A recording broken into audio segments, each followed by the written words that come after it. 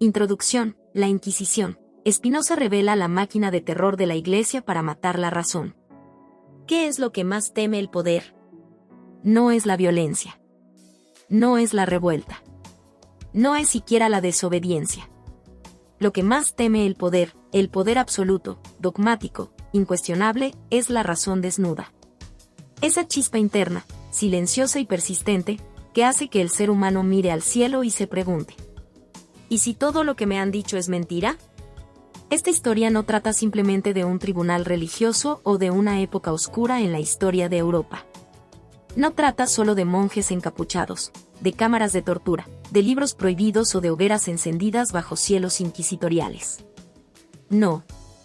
Esta historia trata de algo más profundo, más universal, más actual. Trata de una guerra milenaria entre dos fuerzas irreconciliables: el poder que exige obediencia ciega y la conciencia que busca entender.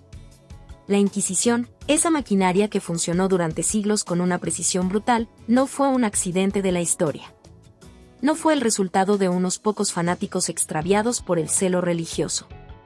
Fue el instrumento quirúrgico de una institución que se sentía acorralada por la verdad.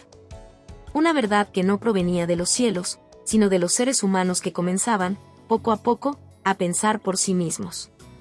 Porque pensar por uno mismo, aunque parezca una acción trivial, es una revolución. Cuando un individuo se atreve a mirar el mundo sin filtros, sin dogmas, sin miedo, el edificio entero del poder tambalea. Es por eso que la Inquisición no fue una reacción, fue una estrategia. Una máquina diseñada para silenciar no al cuerpo, sino al pensamiento. Una red organizada para extinguir la duda, esa herida sagrada por la que entra la luz. Y aquí entra en escena una figura única, desafiante, solitaria: Baruch Spinoza.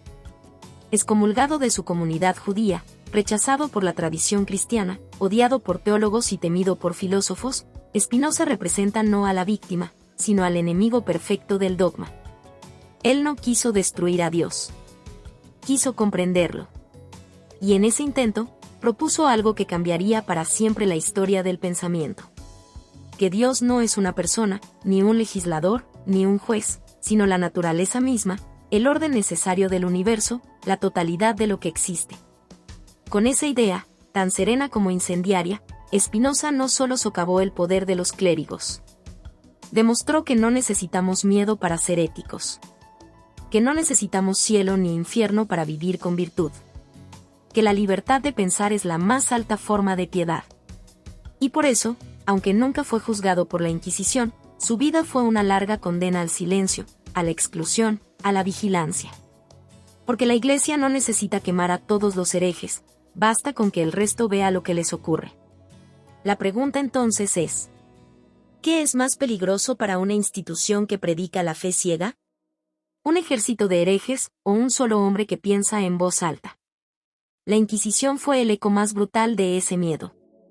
No era el grito del fuerte, sino el temblor del tirano frente a la posibilidad de que alguien descubriera que su poder se sostenía en mitos, en amenazas, en silencios, y no en verdades.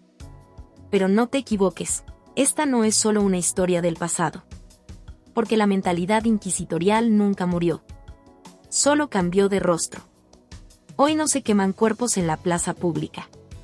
Hoy se queman reputaciones, se bloquean voces, se ridiculiza al que disiente. Hoy la nueva hoguera son las redes sociales, las leyes ambiguas, los sistemas de vigilancia ideológica, las universidades donde ya no se puede pensar sin miedo a ser cancelado. Hoy seguimos viviendo, muchas veces sin saberlo, bajo las cenizas aún calientes de la Inquisición. Y por eso este análisis es necesario. Porque desenterrar la verdad no es un ejercicio histórico, es una urgencia ética. Revisar la Inquisición con los ojos de Spinoza no es un acto académico, sino un gesto de defensa de la razón, de la libertad, de esa frágil pero indomable llama que habita en cada uno de nosotros y que susurra. Aún entre sombras. No creas. Piensa. No obedezcas. Comprende. No repitas. Descubre. Este es el momento de entrar en esa oscuridad. No para quedarnos atrapados en ella, sino para entender cómo se construyó, y cómo, aún hoy, nos sigue construyendo a nosotros. Bienvenidos al corazón del terror. Y al umbral de la libertad. ¿Y si te dijera que todo lo que aprendiste sobre la Inquisición es una mentira amable? ¿Y si no fue un simple error del pasado, sino una maquinaria de control perfectamente diseñada para aplastar lo más peligroso que puede poseer un ser humano, la capacidad de pensar por sí mismo? La Inquisición no fue un desliz en la historia de la fe. Fue un proyecto político, meticuloso, calculado, eficiente, cuyo objetivo jamás fue salvar almas, sino domesticar conciencias. Aquí no hablamos de fanáticos descontrolados. Hablamos de una estructura de poder teocrático que se organizó durante siglos para aniquilar el pensamiento independiente con fuego, miedo y silencio. Quien dudaba, moría. Quien pensaba distinto, era triturado por una maquinaria que no buscaba convertir, sino destruir. Y no lo hacían por error. Lo hacían porque sabían perfectamente que un solo hombre que piensa libremente vale más que 1000 soldados arrodillados. Y ese hombre, para ellos, era el enemigo. En este campo de exterminio intelectual aparece Baruch Spinoza, el filósofo que nunca se arrodilló ante la verdad impuesta, ni ante Dios, ni ante la Iglesia, ni ante su propia comunidad. Fue excomulgado, marginado, perseguido, y aún así jamás dejó de escribir, de pensar, de desmontar con lógica feroz los pilares de las creencias que esclavizaban al hombre. ¿Crees que exageramos? ¿Crees que la Inquisición fue un capítulo cerrado, enterrado bajo siglos de historia? Abre los ojos. La Inquisición no murió, se modernizó. Ya no necesitas hogueras para quemar libros. Ahora basta con algoritmos. Ya no hace falta una celda oscura para silenciarte. Basta con una denuncia social, una etiqueta, una cancelación. Hoy como ayer, la razón sigue siendo un peligro.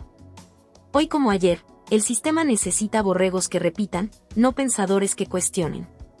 Y por eso, recordar la Inquisición desde la óptica de Spinoza no es un capricho histórico, sino una advertencia brutal. Cuando el pensamiento se vuelve delito, la libertad ya está muerta y nadie se dio cuenta. Así que si estás esperando una lección suave, sal de aquí. Este no es un documental para sentirte cómodo. Este es un espejo sucio que te muestra hasta dónde llega el terror cuando el poder le teme a una idea. Prepárate. Vas a ver cómo una iglesia atemorizada por la duda se convirtió en una máquina para matar la razón. Y vas a ver, también, por qué el pensamiento de Spinoza sigue siendo un acto de rebelión capaz de incendiar los cimientos de cualquier sistema que se atreva a llamarse infalible. Esto no es historia muerta. Esto es la guerra que sigue. Y empieza ahora. El miedo a pensar. El origen emocional del dogma y la razón por la cual el pensamiento libre es visto como amenaza. Desde los albores de la historia humana, el pensamiento libre ha sido un acto de rebeldía. No porque el pensar sea en sí mismo peligroso, sino porque toda idea nueva, cuando nace desnuda, herética, sin la ropa del consentimiento social, es un espejo que refleja la fragilidad del orden establecido. Pensar libremente es una forma de insurrección íntima, un incendio silencioso que consume los altares del dogma, los tronos del absolutismo, las columnas de sal que sostienen los templos de la verdad impuesta. Y es precisamente ese fuego el que tanto teme el poder. No se trata solo de ideas. Las ideas, por sí mismas, son inofensivas. No matan, no incendian ciudades, no derrocan imperios. Lo que asusta no es la idea, sino la conciencia que despierta detrás de ella. El pensamiento crítico es una grieta en el muro del conformismo, una pregunta que carcome los cimientos del sistema. Cuando alguien se atreve a pensar, auténticamente pensar, lo hace con el corazón abierto y la mente en guerra. Se vuelve peligroso. No para la sociedad en sí, sino para las estructuras que pretenden organizarla con fórmulas muertas, con respuestas heredadas, con creencias sagradas que jamás se cuestionan. ¿Por qué el poder teme tanto a una idea? Porque una idea es una semilla. Porque una idea puede volverse epidemia. Porque una idea, cuando se siembra en tierra fértil, la mente de un pueblo harto de mentiras, puede prenderse como fuego en pastizal seco. Porque la idea no puede encarcelarse, ni ejecutarse, ni torturarse. Porque mientras exista una sola conciencia que se atreva a pensar por sí misma, el dogma no duerme en paz. Los dogmas, religiosos o políticos, no nacen del amor a la verdad. Nacen del miedo. Son el escudo emocional de una humanidad aterrada ante el abismo de la libertad. Creer sin cuestionar da seguridad. Pensar, en cambio, es caminar descalzo sobre cristales, es mirar al vacío y seguir adelante aunque el suelo se resquebraje bajo los pies. Es tener el coraje de decir, no sé, en un mundo donde todo parece tener respuestas preestablecidas. Pensar es desobedecer. Y todo poder teme al desobediente. El pensamiento crítico es disidencia. No necesita alzar la voz para ser subversivo. Basta con que mire con otros ojos. Que no repita. Que no se arrodille. Que se atreva a dudar. La duda, esa maldita semilla que tanto temen los templos. La duda es una herida abierta en el corazón del poder religioso.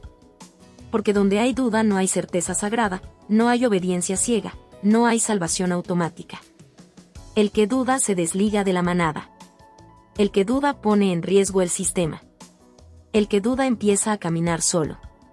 Y el poder no soporta a los que caminan por su cuenta, porque no puede controlarlos, no puede etiquetarlos, no puede domesticarlos. La historia está plagada de mártires del pensamiento. Pero entre todos ellos, Baruch Spinoza se alza como un símbolo de lo que significa pensar hasta las últimas consecuencias. Hijo de una comunidad judía que lo expulsó por hereje, maldito por su propio pueblo, tachado de impío por cristianos y rabinos por igual, Spinoza no solo pensó diferente, pensó profundamente. No para destruir, sino para comprender. No para rechazar a Dios, sino para encontrarlo fuera de los templos. Su filosofía no era arrogancia intelectual, era humildad espiritual. Y esa humildad es lo que lo hizo peligroso, porque en un mundo de dogmas, quien dice Dios está en todas partes es un revolucionario. Porque en un mundo de mediadores religiosos, quien dice Dios es la naturaleza misma está destruyendo el monopolio de lo sagrado. Spinoza no temió pensar. Y por eso fue condenado. Por eso fue perseguido. Por eso se le negó un lugar en los cementerios. Porque pensar no es simplemente un ejercicio racional. Es un acto existencial. Es una lucha interna. Es una forma de afirmación vital. Pensar es decir, no me basta con lo que me dijeron. Quiero saber por mí mismo. Quiero sentir por mí mismo. Quiero vivir con mis propios ojos, mis propias preguntas, mis propias caídas y mis propias revelaciones. El miedo a pensar es el miedo a perder la identidad construida por otros. Es el miedo a la orfandad ideológica. Es el vértigo que provoca mirar la vida sin muletas espirituales ni guías prefabricadas. Es el terror ancestral a ser libres. Porque la libertad no es comodidad. Es desgarro. Es responsabilidad radical. Es aceptar que no hay red de seguridad debajo del trapecio existencial. Que cada decisión tiene un precio. Que cada elección es una apuesta. Que cada pensamiento auténtico puede llevarnos a romper con todo lo que hemos sido. Pensar, en su forma más pura, es un salto al vacío. Es un grito silencioso contra la inercia del pensamiento colectivo. Es una afirmación salvaje de la vida. Porque la vida no es repetir, no es imitar, no es obedecer. La vida es cuestionar, es crear, es dudar, es arriesgarse. Y ese es el origen emocional del dogma, el miedo. Miedo a la incertidumbre. Miedo a la libertad. Miedo a la soledad que implica dejar de creer lo que todos creen. Miedo a volverse extranjero incluso en la propia casa. Miedo a mirar a los ojos al caos y aceptar que no hay manuales para existir. Pero en ese mismo miedo, también está la oportunidad de transformación radical. Porque quien atraviesa el miedo a pensar, despierta. Despierta a una vida que ya no se mide por dogmas, sino por experiencias. Despierta a una existencia más auténtica, más intensa, más peligrosa, pero también más libre. Pensar es un acto revolucionario. Una forma de amor radical por la verdad. Un gesto de valentía ante un mundo que nos quiere dormidos, obedientes, predecibles. Pensar es rechazar la mentira confortable y abrazar la verdad incómoda. Es abandonar la ilusión de certeza por el gozo brutal de la conciencia despierta. Por eso el poder teme al pensamiento libre.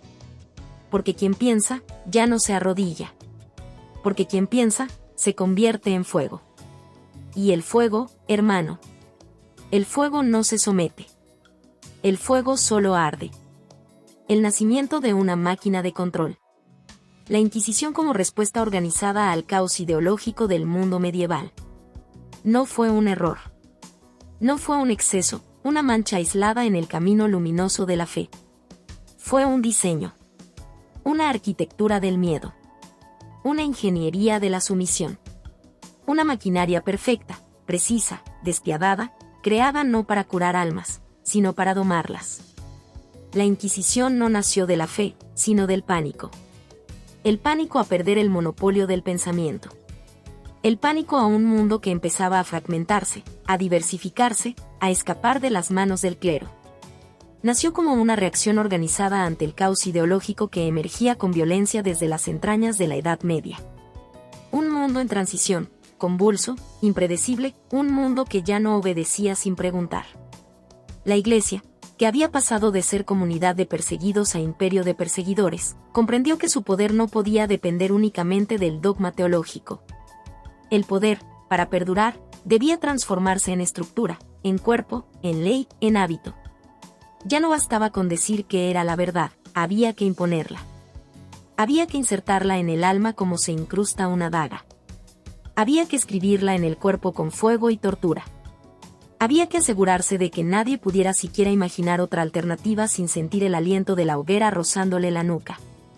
Así, la Inquisición no fue un arrebato de fanatismo, sino el acto más lúcido y meticuloso de un poder que había entendido que las ideas se combaten con sistemas. Que los sueños se extinguen con miedo. Que la libertad se sofoca mejor con burocracia que con espadas. Fue el nacimiento de una máquina de control. Una que no solo vigilaba conductas, sino que penetraba hasta los repliegues más íntimos del alma humana. Su arma no era solo el castigo físico, sino la confesión. La confesión como forma de autovigilancia. Como ejercicio diario de autoanulación. Como domesticación del pensamiento. Se enseñó al hombre a desconfiar de sí mismo, a delatar sus dudas, a sentirse sucio por sentir, a someterse voluntariamente a una limpieza espiritual que era, en realidad, amputación emocional. La tortura no fue un accidente. Fue pedagogía. Fue un lenguaje. Un método para escribir en el cuerpo lo que debía ser creído con la mente. Porque el cuerpo recuerda lo que la razón rechaza. Porque el dolor educa más que 1000 sermones. Porque un grito tiene más poder que una oración. Y luego vino la censura. La hoguera no fue solo para los cuerpos, sino también para los libros. La quema de manuscritos, de tratados, de herejías impresas. La Inquisición entendió que el pensamiento necesita palabras, y que si controlas las palabras, puedes impedir que ciertas ideas nazcan. Se prohibieron idiomas. Se mutilaron metáforas. Se reescribió la historia. Se creó una realidad oficial. Un mundo de espejos rotos donde solo se reflejaba lo permitido. La consolidación de la Iglesia no fue únicamente religiosa. Fue epistemológica. Fue ontológica. Se convirtió en el filtro de lo real. Nada existía si no pasaba por su aprobación. Se dictaba lo que debía ser sentido, lo que debía ser temido, lo que debía ser amado. Se construyó una verdad única, totalizante, violenta. Una verdad que no necesitaba demostración, sino obediencia. Y quienes se atrevían a dudar, eran eliminados. No porque fueran peligrosos por sí mismos, sino porque representaban el germen de algo peor, el contagio. El hereje no era solo un hombre equivocado, era una enfermedad. Su sola existencia amenazaba con infectar a otros. Por eso había que borrarlo del mapa, de la memoria, de la posibilidad misma de ser recordado. Pero en esa necesidad de control total se revelaba el terror más profundo de la Iglesia, la impotencia ante la libertad humana. Porque por más que quemaran libros, cuerpos, ideas, siempre aparecía otro pensador, otro soñador, otro loco dispuesto a hablar. A escribir. A amar de formas prohibidas. A pensar sin permiso. La Inquisición, en su obsesión por el orden, expuso su mayor debilidad, su necesidad de aplastar todo lo que no podía comprender o dominar. Era la confesión más desgarradora de una institución que temía la diferencia porque carecía de herramientas para dialogar con ella. En el fondo, el dogma no sabe conversar. Solo sabe dictar. Y es aquí donde aparece la dimensión filosófica más inquietante. La lucha entre el deseo de libertad y la pulsión de control no es solo institucional, es humana. Está en cada uno de nosotros. Hay una parte de nuestro ser que anhela certezas, reglas, un Dios que nos diga qué hacer, una estructura que nos ordene el caos. Y hay otra parte, más salvaje, más valiente, más despierta, que quiere quemar esas certezas, desobedecer esas reglas, matar a ese Dios y reconstruir la realidad desde el abismo del no saber. La Inquisición no solo vivió en la Iglesia. Vive en nuestras propias resistencias internas. En ese miedo que sentimos cuando una idea nos sacude. En ese impulso de callar al otro cuando su verdad amenaza la nuestra. En ese deseo infantil de que alguien nos diga qué es lo correcto, en lugar de asumir la responsabilidad brutal de decidir por nosotros mismos. Pero también, en la historia de la Inquisición, está escrita otra historia, la de los que no se rindieron. Los que escribieron en secreto. Los que murieron por pensar. Los que susurraron en la oscuridad. Los que tejieron, letra a letra, el renacimiento de la razón, de la ciencia, del arte, del alma libre. Porque por cada inquisidor hubo un hereje. Por cada hoguera, una palabra que sobrevivió. Por cada intento de silencio, una voz que se alzó más fuerte. La Inquisición fue una máquina, sí. Una máquina diseñada para apagar la chispa del pensamiento. Pero el pensamiento, ese no puede ser encadenado eternamente. Siempre encuentra una rendija. Siempre regresa. Porque pensar no es un lujo. Es una necesidad vital. Es el alma misma reclamando su derecho a existir. Y ahí comienza la verdadera revolución, no en la política, no en las guerras, no en las constituciones, sino en la conciencia individual. En la decisión íntima y radical de pensar por cuenta propia. De desmantelar las inquisiciones internas. De liberar el lenguaje. De habitar la duda. De afirmar la vida, no desde la seguridad, sino desde el vértigo. No desde la fe ciega, sino desde el amor feroz por la verdad, por más dolorosa, más caótica, más peligrosa que sea. Porque vivir sin pensar es sobrevivir. Pero vivir pensando es arder. Es romper. Es renacer. Y esa, en el fondo, es la herejía más hermosa. El enemigo verdadero, la razón. La verdadera batalla de la Inquisición no fue contra la herejía, sino contra el pensamiento autónomo. La Inquisición nunca persiguió realmente a los demonios. No buscó brujas por temor a conjuros. No mató a herejes por amor a Dios. Su cruzada más profunda, más silenciosa y más brutal, fue contra algo mucho más subversivo, la razón autónoma. Porque el verdadero enemigo del poder absoluto no es el hereje que grita, sino el hombre que piensa por sí mismo en silencio. El que duda sin escándalo, el que se interroga sin miedo, el que descubre dentro de sí una brújula moral que no depende de credos, castigos ni promesas de salvación. Ese hombre era el más peligroso de todos. Porque no podía ser convertido, solo destruido. No podía ser corregido, solo silenciado. La Inquisición no luchó contra la mentira. Luchó contra la posibilidad de pensar fuera del dogma. El hereje fue solo la máscara visible del verdadero objetivo, la libertad interior. Esa chispa salvaje que no se deja domesticar. Esa lucidez que, una vez despertada, ya no puede dormir. La verdadera guerra no fue contra los errores teológicos. Fue contra la autonomía del alma. El hereje era un símbolo. Era el espejo de una humanidad capaz de decir no incluso frente al miedo. Capaz de cuestionar lo incuestionable. Capaz de mirar al cielo y preguntarse si acaso el sol no se mueve, y luego atreverse a decirlo. El hereje representaba el derecho a pensar diferente sin pedir permiso. Y eso, para una institución que vivía del control de conciencias, era imperdonable. Por eso la herejía se convirtió en metáfora de libertad. No en el sentido moderno, superficial, de hacer lo que uno quiere. Sino en el sentido radical, la libertad de fundar la verdad desde uno mismo. De decir, mi experiencia, mi intuición, mi razonamiento son suficientes para construir mi cosmovisión.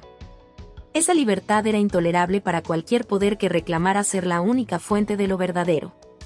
Los casos paradigmáticos lo gritan con claridad. no fueron ataques a blasfemias. Fueron intentos desesperados por aplastar la lucidez. Giordano Bruno, por ejemplo, no murió por negar a Cristo. Murió por atreverse a pensar un universo infinito. Por afirmar que hay mundos sin fin, donde Dios no reina como monarca, sino como fuerza inmanente. Murió porque su mente era demasiado vasta para encajar en la teología. Su crimen fue cósmico. Su pecado fue imaginar sin fronteras. Por eso lo quemaron. No para castigar un cuerpo, sino para apagar una visión. Galileo Galilei. A su vez, no fue perseguido solo por su telescopio, sino por lo que ese telescopio representaba, la posibilidad de mirar con los propios ojos, de confirmar por cuenta propia, de dejar de repetir verdades heredadas. Galileo no solo cambió la ciencia, cambió el lugar desde donde se construye el conocimiento. Pasó de la autoridad del texto sagrado al testimonio de la experiencia. Su revolución no fue solo astronómica, fue epistemológica. Y eso fue más que una amenaza, fue un terremoto. Ambos fueron castigados no por lo que dijeron, sino por lo que representaban, la victoria del pensamiento sobre la obediencia. Y sin embargo, entre todos los herejes, hay uno que arde sin cenizas, Baruch Spinoza. El excomulgado silencioso. El filósofo que no se dejó atrapar por la maquinaria de la Inquisición, pero que vivió toda su vida como un condenado. No lo mataron, pero lo borraron. No lo torturaron, pero lo enterraron en vida. Y aún así, pensó. Y pensó con una claridad brutal, casi insoportable. Spinoza representa el punto más alto de esa guerra entre el poder y la razón. No la razón técnica, fría, mecanicista. Sino la razón como afirmación espiritual, como ética de la libertad, como acto de amor por la verdad. En su obra, el universo ya no es una creación caprichosa de un Dios persona, sino la expresión de una totalidad infinita. Dios no es alguien que manda, es la realidad misma desplegándose en su perfección eterna. Esa visión, radical, luminosa, peligrosa, destrozaba todos los cimientos del pensamiento teológico de su época. Porque si Dios está en todo, ¿para qué templos? Si el bien y el mal se comprenden desde la razón, ¿para qué moral impuesta? Si la salvación es entender la realidad con claridad, ¿para qué sacerdotes, para qué castigos, para qué miedo? Spinoza fue el hereje que no se quemó, pero ardió en silencio. Su excomunión fue total, no solo fue expulsado de su comunidad, sino también borrado de la posibilidad de reconciliación. Su nombre no podía ser pronunciado. Su sombra era anatema. Y sin embargo, su filosofía fue semilla. Semilla de libertad. De pensamiento. De dignidad interior. La gran paradoja de todo esto es que la Inquisición, al intentar matar la razón, la fortaleció. Al censurarla, la hizo urgente. Al perseguirla, la convirtió en símbolo. No se puede asesinar una idea cuya hora ha llegado. No se puede apagar una conciencia que ha descubierto el sabor de la verdad. El pensamiento autónomo no se enseña, se enciende. Y una vez encendido, ya no hay oscuridad que lo devore. La lucha no fue entre fe y ciencia. Fue entre sumisión y libertad. Entre miedo y lucidez. Entre autoridad externa y soberanía interna. Y esa lucha no ha terminado. Sigue hoy, cada vez que alguien repite sin pensar. Cada vez que se cree por comodidad. Cada vez que se obedece por miedo. Cada vez que se niega lo evidente para no perder pertenencia. La verdadera herejía, en este mundo, es pensar por uno mismo. La verdadera revolución no está en cambiar sistemas, sino en despertar la conciencia. Y la verdadera libertad. La verdadera libertad no es hacer lo que uno quiera. Es atreverse a ver lo que es, aunque duela. Aunque te excomulguen. Aunque te quemen. Aunque te dejen solo. Porque al final, quien se atreve a pensar, nunca está realmente solo. Está con la historia silenciosa de todos los que ardieron en la hoguera de la lucidez. Con todos los que dijeron no. Con todos los que, como Spinoza, no se rindieron. Con todos los que prefirieron la verdad desnuda al consuelo de la mentira. Y esa es la llama que nunca muere. La que el poder jamás pudo apagar. La que arde, todavía hoy, en quienes se atreven a pensar. Spinoza frente al tribunal del dogma. Un ejercicio filosófico especulativo. ¿Qué habría ocurrido si Spinoza hubiese sido juzgado por la Inquisición? Imaginemos la escena. No como fábula, sino como posibilidad suspendida en el filo de la historia. Una sala oscura, silenciosa, cargada de la solemnidad que precede al castigo. Un tribunal de hombres vestidos con los ropajes del absolutismo espiritual. Rostros severos. Escrituras abiertas. Mentes cerradas. En el centro, un hombre solo. Tranquilo, sereno, pero en llamas por dentro. Spinoza. No hay testigos. No hacen falta. Sus obras, sus palabras, sus pensamientos son la evidencia. Él no suplica, no retrocede, no niega. Está ahí, no como víctima, sino como conciencia. Como espejo que refleja, no el crimen de la herejía, sino el miedo ancestral que el dogma siente ante la claridad. ¿Qué habría ocurrido si Spinoza hubiese sido juzgado por la Inquisición? No hace falta demasiada especulación. Habría sido condenado. No por negar a Dios, sino por redefinirlo. No por destruir la religión, sino por liberarla de sus cadenas institucionales. No por ser inmoral, sino por ser radicalmente ético. Spinoza no blasfemó. Spinoza pensó. Y en el mundo del dogma, pensar por cuenta propia es la peor de las herejías. Su idea más peligrosa no fue que Dios no existe, sino que Dios no es lo que dicen que es. Spinoza dijo, con una calma que perfora los siglos, Deus ibe natura, Dios o la naturaleza. No como metáfora poética, sino como afirmación ontológica. Dios no es un señor que dicta leyes desde las alturas. Dios es el todo. Dios es lo que es. La sustancia infinita. La totalidad desplegada. No hay separación entre lo divino y lo natural. Lo sagrado está en todo, o no está en nada. ¿Qué queda entonces del Dios de la Biblia, que premia, castiga, interviene, elige, se enoja, se apiada? Queda como mito. Como relato antropomórfico. Como proyección.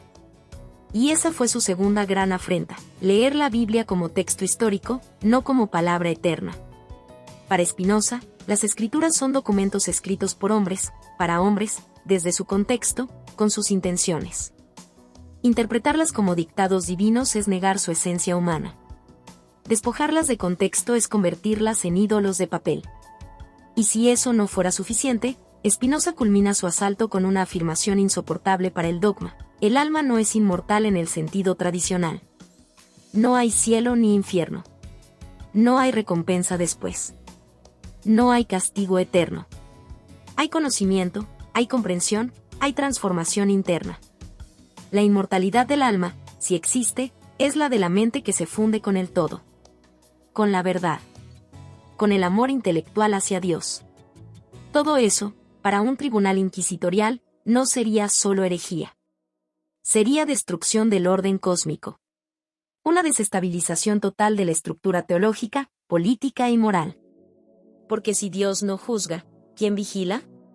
Si la Biblia es historia, ¿quién tiene la autoridad? Si el alma no es eterna, ¿para qué sirve la obediencia? Spinoza, con su lucidez fría, con su ética sin infierno, con su misticismo sin templo, destruye la necesidad del miedo como pilar del orden. Y eso es lo que no se perdona.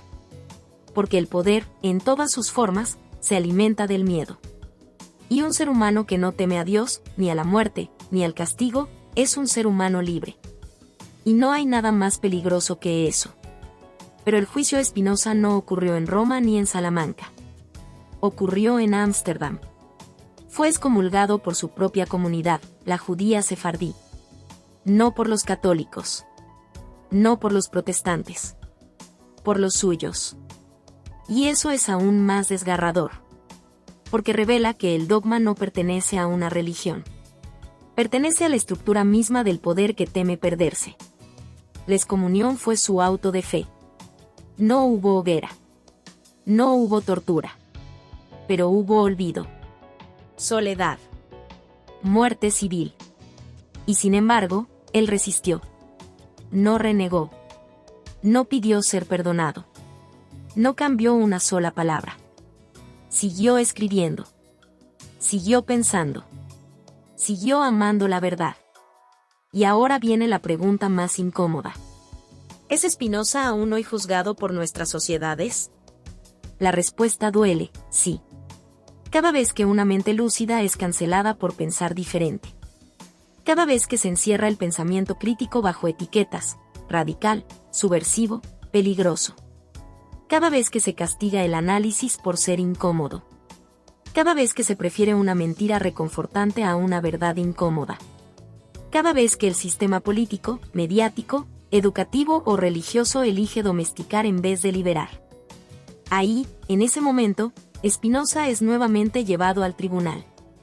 Hoy la hoguera no se enciende con leña, sino con indiferencia. Con censura solapada. Con algoritmos. Con miedo disfrazado de corrección. Con una cultura que idolatra la apariencia y castiga la profundidad. La excomunión no necesita ya edictos. Basta con invisibilizar. Con hacer que no existas. Que no vendas. Que no seas escuchado. El dogma moderno no quema cuerpos. Borra presencias. Y ese es el nuevo auto de fe. Pero también, como entonces, la llama no muere. Spinoza vive en cada mente que no se conforma. En cada joven que no acepta sin preguntar. En cada alma que prefiere pensar en soledad antes que repetir en coro. En cada filósofo que ama más la verdad que la seguridad. En cada persona que, aún sin saberlo, se atreve a mirar el universo sin filtros, sin dogmas, sin miedo.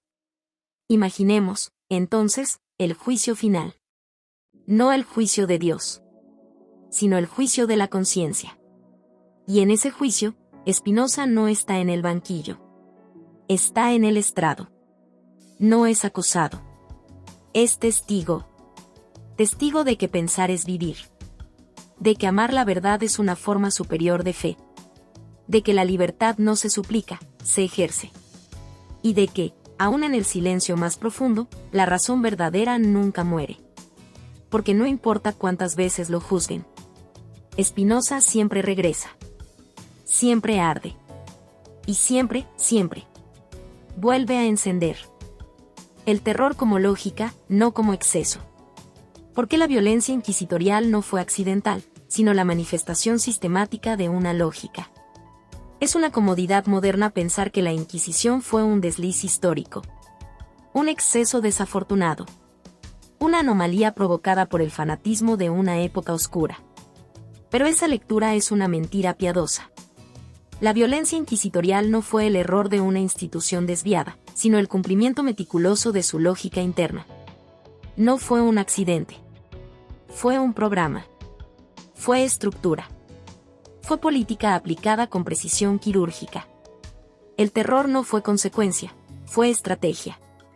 El objetivo no era salvar almas. Era disciplinar cuerpos. No se buscaba la verdad, se buscaba obediencia. La verdad ya estaba dada, revelada, custodiada. Quien la ponía en duda no era un interlocutor, era un enemigo. Y el enemigo no se convencía. Se quebraba.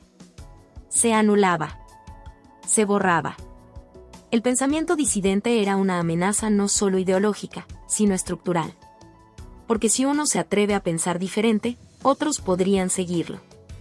Y el poder no puede permitirse grietas. Por eso, el terror no fue el instrumento de los débiles. Fue el lenguaje de los fuertes. El terror fue el idioma del control. La tortura, entonces, no fue un medio para obtener información. Esa es otra mentira reconfortante. Se torturaba no para saber, sino para hacer visible el poder. La función simbólica de la tortura era quebrar la voluntad del individuo frente a la colectividad todopoderosa. El grito no era prueba de culpabilidad, era la música ritual del castigo. El dolor no era error, era pedagogía. Una forma de decirle al pueblo, esto le pasa a quien piensa por sí mismo. Esto le pasa a quien duda. Esto le pasa a quien se atreve.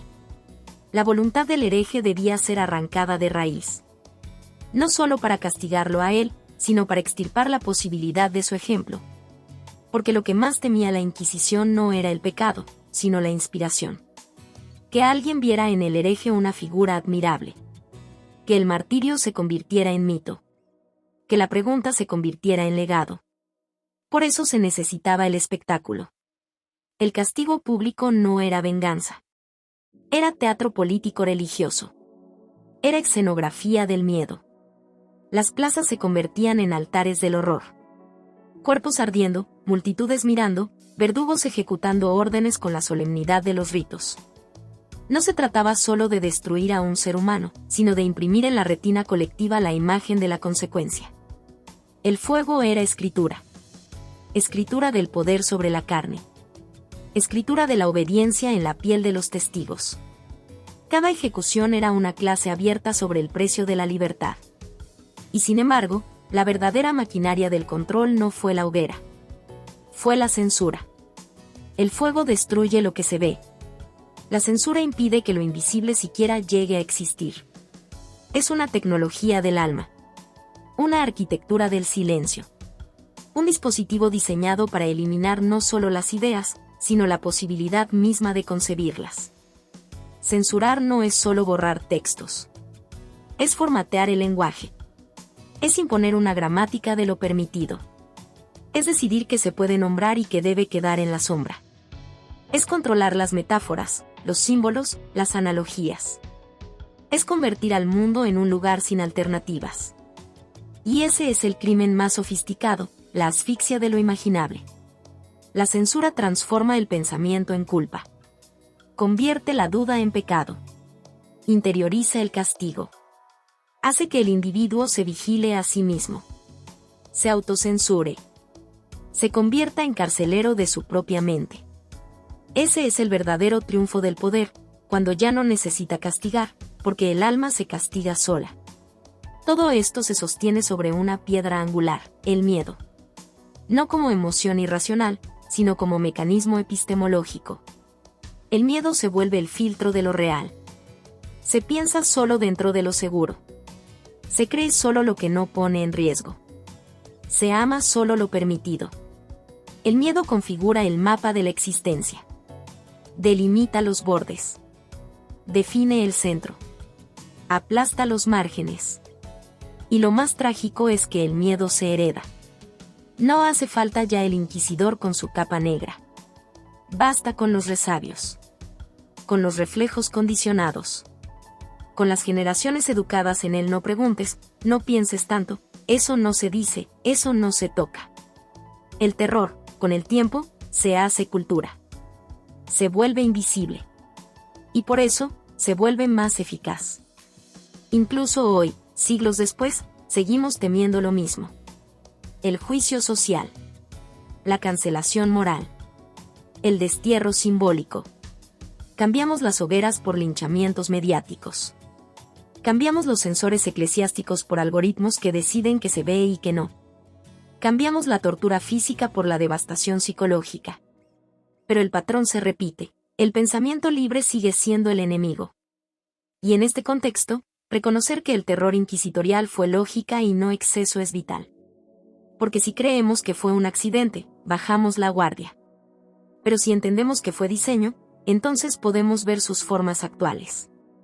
Podemos rastrear sus huellas. Podemos romper sus engranajes. Esta no es solo una lección histórica. Es una advertencia. Porque cada vez que el miedo impide una conversación, el espíritu de la Inquisición revive. Cada vez que se reprime una idea por ser peligrosa, el fuego se enciende de nuevo. Cada vez que alguien calla por temor a ser aislado, juzgado, ridiculizado, la lógica del terror se reproduce. Y cada vez que preferimos la seguridad de lo conocido a la aventura de la verdad, volvemos a entrar, mansamente, en la sala del tribunal. Pero hay otra opción. La de resistir. La de decir lo que se piensa. La de mirar el miedo a los ojos y seguir adelante. La de romper el guión. La de reescribir el lenguaje. La de volver a pensar sin pedir permiso. Esa es la herejía auténtica. La más poderosa. La más necesaria. Porque si el terror fue lógica, entonces el pensamiento libre debe ser desobediencia metódica. Un acto consciente, persistente, innegociable. Una afirmación radical de la vida. Una lucha por recuperar la dignidad de pensar. Una revolución que no se grita, se reflexiona.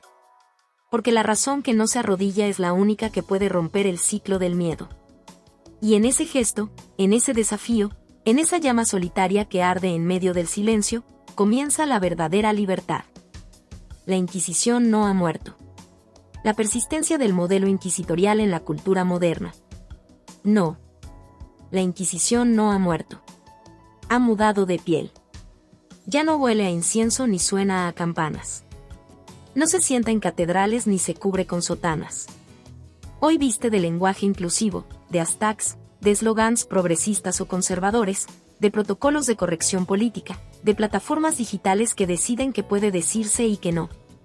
Ha abandonado los autos de fe, las hogueras y las mazmorras, pero conserva intacto su corazón oscuro, el odio al pensamiento libre. La modernidad se engaña creyéndose libre. Pero la libertad no es el ruido de millones opinando. Es la posibilidad real de disentir sin ser destruido. Y eso, precisamente eso, es lo que está desapareciendo. Hemos sustituido el castigo físico por el linchamiento simbólico. La censura eclesiástica por la censura moral. El miedo a Dios por el miedo a las masas. El hereje de ayer es hoy el cancelado, el incorrecto, el inapropiado, el problemático. El castigo al pensamiento peligroso sigue vigente. Solo ha cambiado de máscara. Vivimos bajo un nuevo tribunal. Uno que no tiene sede fija, ni jueces oficiales, pero cuya sentencia pesa más que la ley. Las redes sociales son hoy las nuevas cámaras del juicio público. El algoritmo es el inquisidor invisible. Las hordas digitales, los nuevos verdugos. El juicio ya no necesita pruebas, ni contexto, ni verdad. Basta con un tuit, una frase sacada de contexto, una opinión incómoda. Y el fuego se enciende. La condena es instantánea, viral, definitiva. Y lo más aterrador, la gente lo celebra. Porque en este nuevo orden inquisitorial, el castigo es espectáculo. Se ha vuelto entretenimiento. Un linchamiento emocionalmente adictivo, donde la moral colectiva se cita ante la caída del otro. Nadie se salva. No importa quién seas. No importa tu historia. Si te sales del guión, del dogma ideológico que impera en el momento, serás marcado. Porque el nuevo dogma no admite matices. Las ideologías contemporáneas son religiones sin Dios, pero con infierno. Hemos reemplazado lo sagrado por lo intocable. Hoy no se puede criticar sin correr riesgos. No se puede cuestionar un feminismo dogmático, ni una masculinidad rígida. No se puede explorar la biología sin ofender a alguien. No se puede hablar de cultura sin ser acusado de apropiación. No se puede hacer humor sin ser tildado de violento. No se puede escribir ficción sin permiso de los custodios del relato correcto. La crítica ha sido sustituida por la sumisión disfrazada de sensibilidad. Y todo esto, no lo olvidemos, opera sobre una lógica idéntica a la inquisitorial. El control del lenguaje como control de la realidad. Ya no se castigan solo los actos, se castigan las palabras. Las palabras se vuelven bombas. Todo debe decirse de forma correcta, limpia, alineada. El que se atreve a romper el código sufre el nuevo auto de fe, censura, escarnio, invisibilidad, aislamiento. La corrección política, lejos de ser un mecanismo de convivencia, se ha convertido en una máquina de represión estética. No educa, disciplina. No forma, coacciona. No crea libertad, crea miedo. Un miedo sutil, camuflado, eficaz. El miedo al disenso. Porque hoy, como ayer, el verdadero crimen es pensar diferente. Y lo más devastador es que ya no hace falta inquisidor. Todos lo llevamos dentro. Nos convertimos en nuestros propios censores. Antes de hablar, nos preguntamos: ¿y si me malinterpretan? ¿Y si me acusan de algo? ¿Y si pierdo mi trabajo? ¿Y si me atacan en redes? ¿Y si mi nombre se vuelve tendencia por razones equivocadas? Ese miedo interiorizado es la mayor victoria del nuevo poder. la libertad ya no se quiebra con grilletes. Se erosiona con ansiedad, con hipervigilancia, con un silencio que no brota de la paz, sino del terror a la represalia. Y entonces, la pregunta final. ¿Sigue vigente el castigo al pensamiento peligroso? Sí. Pero ya no es fuego lo que quema. Es olvido. Es marginación. Es la difamación disfrazada de justicia. Es el lenguaje amputado. Es la obligación de no incomodar. Es la mentira de que estamos más evolucionados porque ya no torturamos físicamente, cuando en realidad la tortura emocional es más silenciosa, pero igual de devastadora. ¿Dónde están los Spinoza de hoy? ¿Dónde están los que se atreven a pensar fuera del dogma? ¿Dónde están los que prefieren ser excomulgados a ser esclavos? ¿Dónde están los que entienden que el pensamiento libre no tiene amigos, ni likes, ni trending topics, pero sí tiene algo sagrado, la dignidad de no vender el alma por aceptación? La Inquisición no ha muerto. Vive en las palabras que no decimos, en las ideas que no compartimos, en los textos que no escribimos, en las verdades que nos tragamos. Pero también hay otra verdad. Mientras haya uno solo que piense sin pedir permiso. Uno solo que escriba lo que arde, aunque lo quemen. Uno solo que diga lo que nadie quiere oír. La llama de la razón seguirá viva.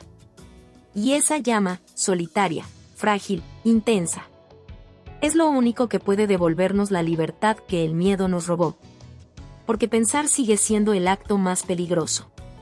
Y por eso, sigue siendo el más necesario.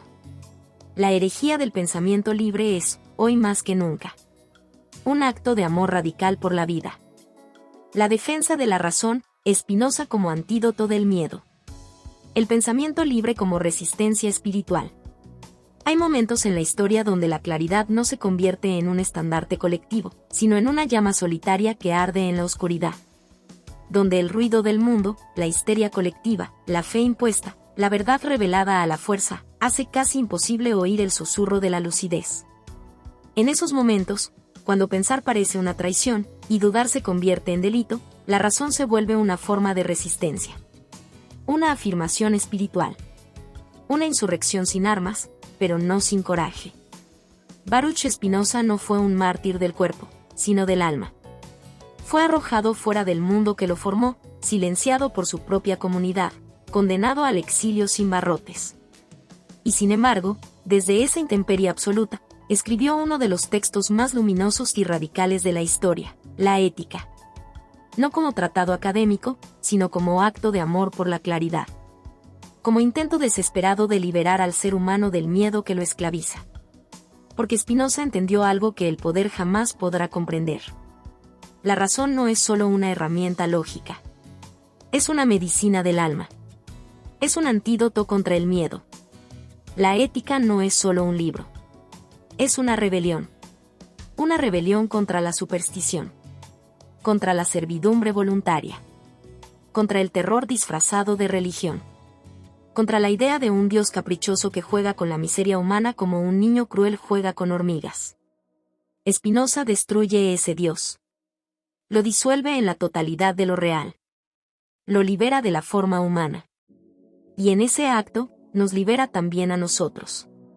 Porque si Dios no castiga, no premia, no interviene, entonces somos responsables de nuestra vida. Entonces ya no hay excusas. Ya no hay redención externa. Solo el arduo, honesto, profundo camino de la comprensión. Y esa es su propuesta más radical. Entender es redimir. Comprender es sanar. Pensar es liberarse. La virtud ya no se mide por la obediencia, sino por el grado de claridad interior. El bien no está en seguir leyes, sino en vivir conforme a la razón. El sabio no es el que cree más, sino el que entiende más. No hay infierno más allá de la ignorancia. No hay paraíso más allá del conocimiento. Spinoza convierte la razón en un acto espiritual. En una forma de amor. Amor intelectual hacia Dios, hacia la naturaleza, hacia el orden total de lo real. Amar, para él, no es renunciar a la razón, sino fundirla con la emoción más elevada, la alegría de comprender. Y esa alegría, que nace de pensar, es la única verdadera beatitud. En un mundo que aún hoy vive bajo el látigo del miedo, miedo a la exclusión, miedo al fracaso, miedo al juicio, miedo a vivir fuera del molde, Spinoza nos propone una libertad que no se compra, no se negocia. No se otorga, se conquista dentro. No se trata de romper cadenas externas, sino de romper las cadenas interiores del pensamiento prestado. Porque el mayor enemigo de la libertad no es la cárcel, sino la mente colonizada. Esa mente que repite lo que le dijeron. Que cree lo que aprendió a temer. Que se arrodilla ante conceptos vacíos solo porque le prometieron seguridad. Spinoza no promete seguridad. Promete verdad. Y la verdad no consuela. No calma. No acaricia. La verdad sacude.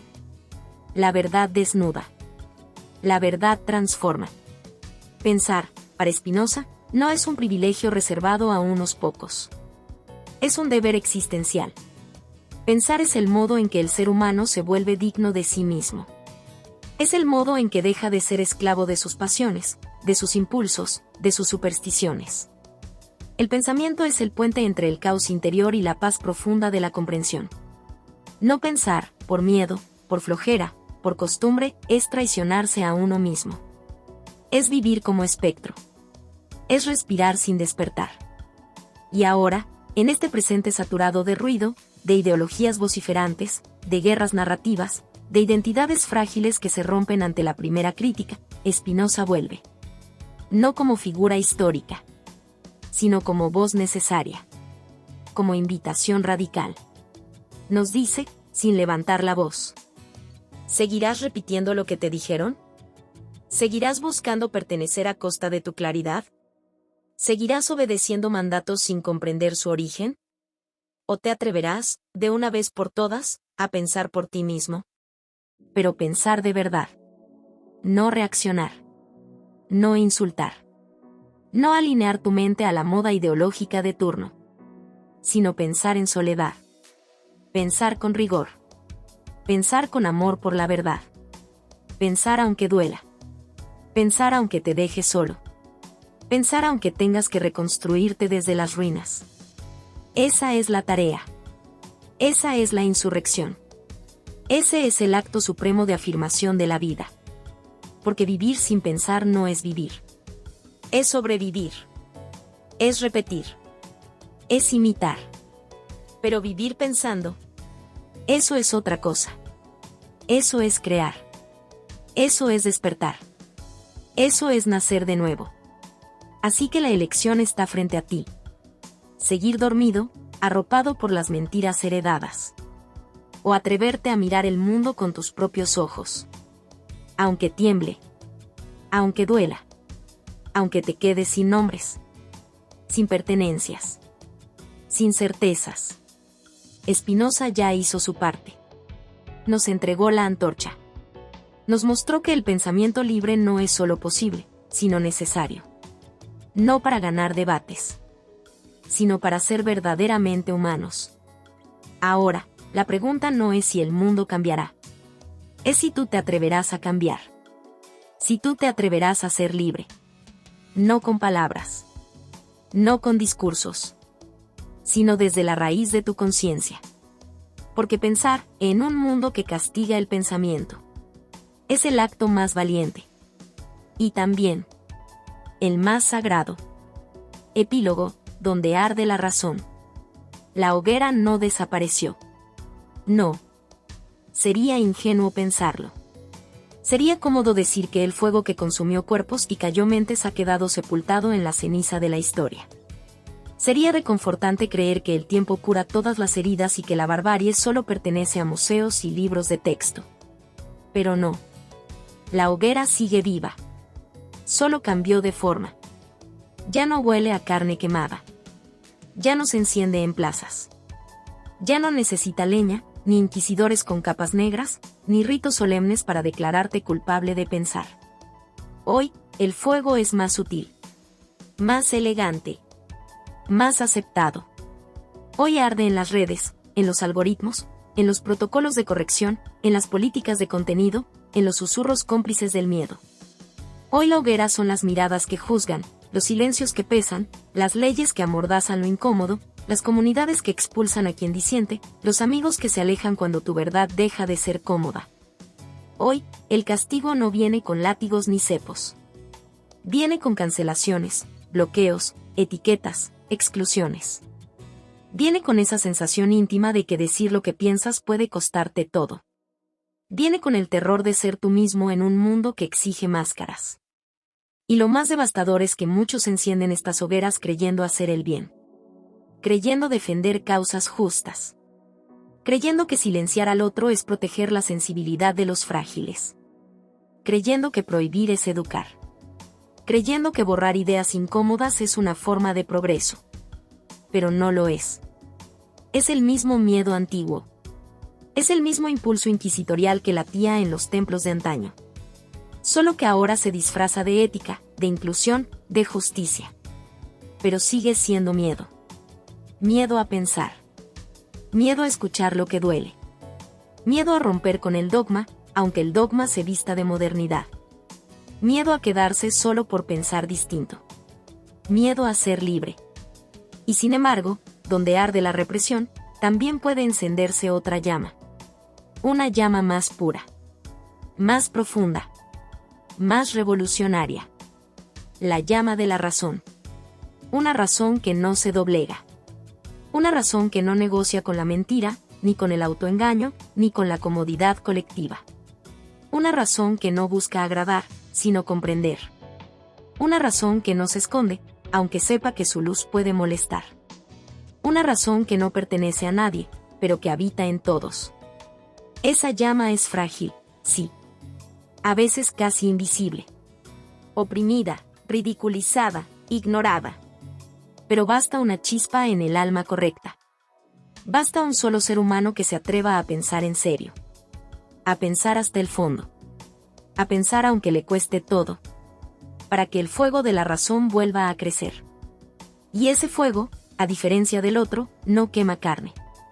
Ilumina. No busca destruir al enemigo, sino liberarlo de su miedo. No quiere tener razón, sino acercarse a la verdad. Ese fuego es el único capaz de atravesar la oscuridad del fanatismo, la ceguera de la costumbre, la tiranía del consenso. La historia está llena de hogueras, sí. Pero también está llena de esos locos, esos rebeldes, esos solitarios que no aceptaron el silencio impuesto. Que prefirieron arder antes que arrodillarse. Que convirtieron su dolor en claridad. Que murieron a los ojos del mundo, pero nacieron en la conciencia del tiempo. Hoy, en este instante, tú decides qué llama alimentar. La del miedo, que consume. O la de la razón, que transforma. No necesitas títulos, ni fama, ni tribuna. Solo necesitas el coraje de no mentirte más a ti mismo. El valor de romper el guión. La honestidad brutal de mirar el mundo como es, no como te dijeron que debía ser. Y cuando lo hagas, cuando te atrevas a pensar con tus propios ojos, con tu propia alma, con tu fuego interior. Entonces, aunque el mundo te queme, aunque te señale, te calle, te excluya, ya nadie podrá encadenarte. Porque habrás comprendido que la libertad no es un lugar, ni un derecho, ni una ideología. Es un estado del alma, que se alcanza cuando dejas de tener miedo a pensar. Y esa es la única hoguera que vale la pena encender. La herejía de pensar en un mundo que ama la obediencia. Esta historia no es solo una revisión del pasado. No es un relato histórico adornado con palabras filosóficas. No es una elegía a los caídos por el pensamiento ni una simple defensa de Spinoza. Es, ante todo, una confrontación brutal con nuestra época, con nuestra conciencia y con lo que decidimos hacer o no hacer, con nuestra libertad interior. A lo largo de cada capítulo, lo que se despliega no es una cadena de eventos, sino un espejo tembloroso y molesto que nos obliga a preguntarnos: ¿realmente hemos avanzado como civilización? ¿O simplemente hemos sofisticado nuestros métodos de represión? ¿Hemos aprendido de la Inquisición o solo la hemos internalizado? La Inquisición histórica fue un monstruo visible. Tenía nombre, rostro, templo, verdugo. Podíamos señalarla.